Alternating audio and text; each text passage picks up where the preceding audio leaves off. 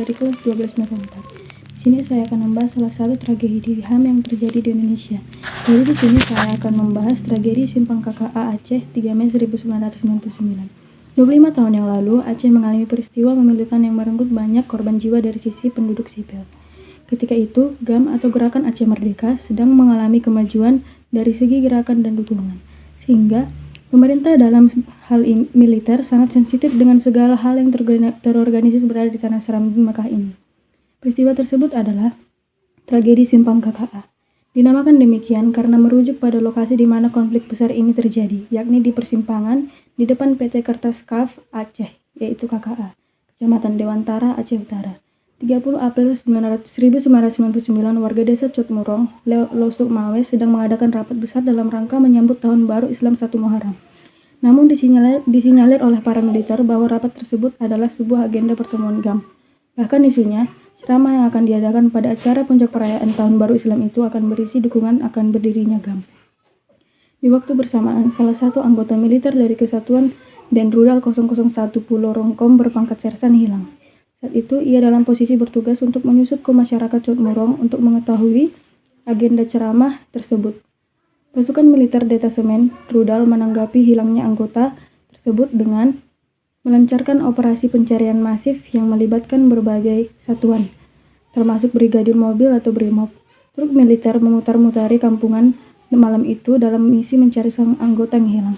Truk militer memutari perkampungan desa itu dalam misi mencari anggota yang hilang berulang-ulang kali. Mereka mengancam akan menembaki warga jika anggotanya sampai tidak ditemukan. 20 orang penduduk kemudian ditangkap saat melakukan penyisiran di desa itu.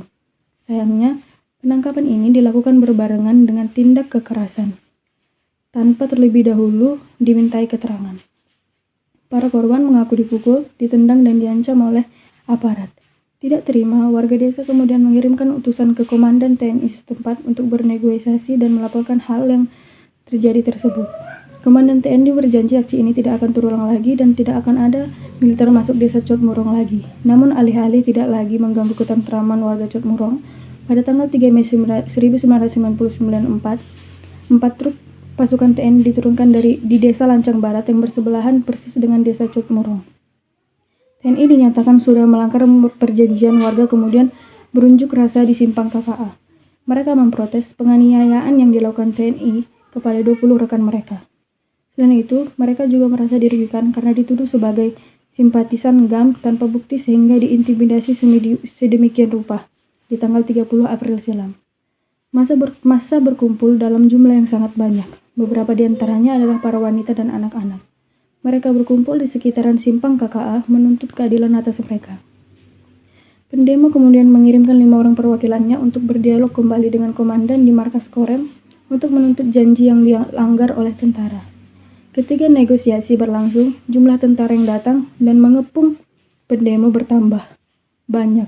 Kemudian aksi itu kemudian berubah menjadi kekacauan saat beberapa oknum warga yang merasa dikekang dengan kedatangan pasukan militer terus bertambah dengan melempari batu ke arah markas Korem dan membakar sepeda motor.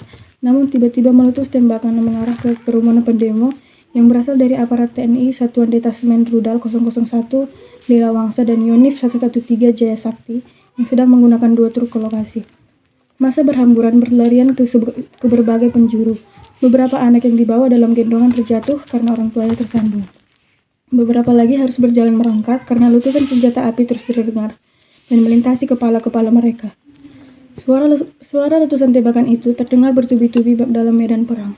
Warga terus menjauh dari lokasi seraya berteriak panik, sedangkan militer terus bergerak menyisir lokasi. Penembakan terjadi dalam jarak dekat. Beberapa warga hanya bisa bertiarap ke tanah, namun ada yang melaporkan bahwa tentara mendekati mereka dan menembaknya dari jarak dekat. Peluru berterbangan mengincar siapapun secara acak.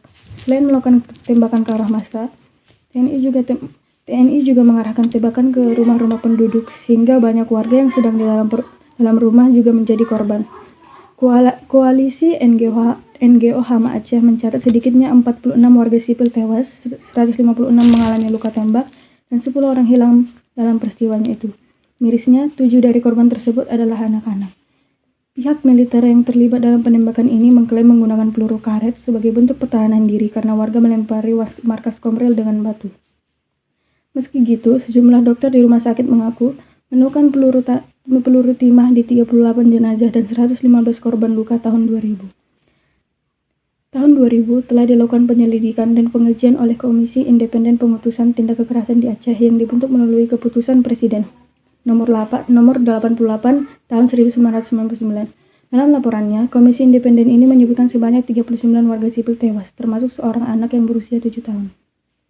156 sipil mengalami luka tembak dan sekitar 10 warga sipil dinyatakan hilang. Kini di lokasi terjadinya penembakan itu didirikan sebuah tugu peringatan tragedi Simpang KKA. Tugu berwarna kuning, orange, dan timbangan di atasnya. Baik, sekian dari cerita saya tentang tragedi Simpang KKA Aceh. Semoga dapat memberikan pengetahuan baru bagi teman-teman yang menontonnya. Sekian dan terima kasih.